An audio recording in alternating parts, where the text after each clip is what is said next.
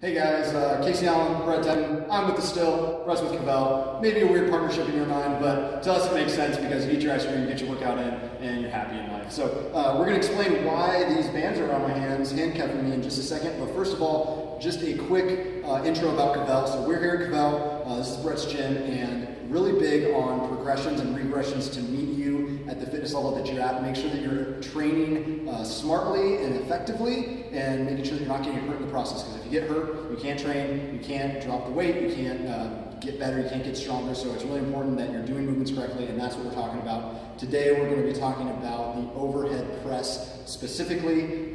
Definitely a movement that I would say gets butchered quite a bit. Most people do it incorrectly. So let's talk about positioning, let's talk about mobility, and let's talk about overhead pressing correctly and safely so that you get results and don't get hurt. Let's talk about smartly. Is that a word? I don't know. If it's a word, let me know if that's a word. Smart. It's ironic if it's not. I don't know if it's a word or not. So I'm going to show again. I always show the issues first. So what we'll see a lot. First of all, most people don't have shoulder mobility to do a full range of motion press, but that's where we ultimately want to get to. So a few issues that we'll see if you have tight shoulders. So number one, Casey will punch up and he won't be able to get right up overhead, so you'll kind of get locked in and stuck there. Okay, so that's number one hint. Man, I need to work on my shoulder mobility. Number two, the way that we cheat that is we punch up and then we let the rib flare. Okay, so huge rib flare, and you see how his back changed. Try again.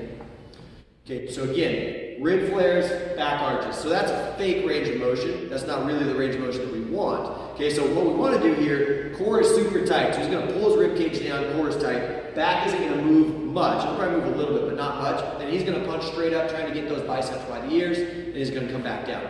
Now the reason that we have this band is because it activates that shoulder girdle. So if all you did, especially if you have really tight shoulders, is grab the band, pull out and up, you're going to start to loosen up that shoulder, and this is going to be extremely difficult for you without even adding any weight, and it's a lot less likely to get you injured. As soon as we add weight, that's when injury starts to come in. Okay, let's drop the band. So if you notice, Casey was in a half kneeling position. That wasn't just so that you could see him. Half kneeling position is an easier variation of the movement. So we're going to start out with dumbbells in this half kneeling position as well. The reason being is we take the joints out. This also actually allows you to cheat less. You can't push your hips forward and arch your back as much when you're kneeling. So really good place to start if you feel like you might have some shoulder issues or if you haven't done a lot of shoulder pressing. Okay, so we're going to stay neutral grip. Neutral grip for most people is going to help protect that shoulder girdle. What we see a lot of is people coming way out here. And just like on our push-ups, we're just putting that shoulder in a very awkward angle, and it's not a good idea. So if you want to keep good, healthy shoulders, just pull those elbows in a little bit. Anywhere from 45 degrees to straight ahead works.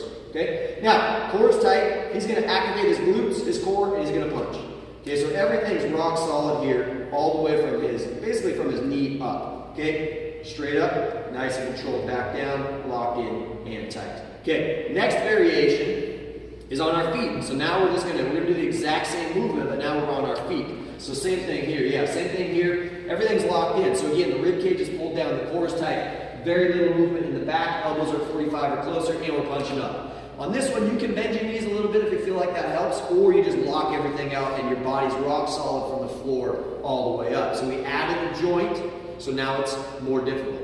Okay? The last variation here, we're going to add explosiveness to it. So when you add explosiveness to it, you got to make sure everything's perfect before you start adding explosive movements to it. All right? So we're going to go for a push press. On the push press, we're going to use a little cheat. So like dip the knees, and now it's full body. He's exploding up and out. Pop. Okay? Nice control back down. Reset. Pop. Here's the thing on this. We always want to reset and make it an individual movement. Core is tight. Popping out. Using the legs. We get a little heavier in weight there, but again, it's more explosive. The goal here is for it not to be slow, super fast movement.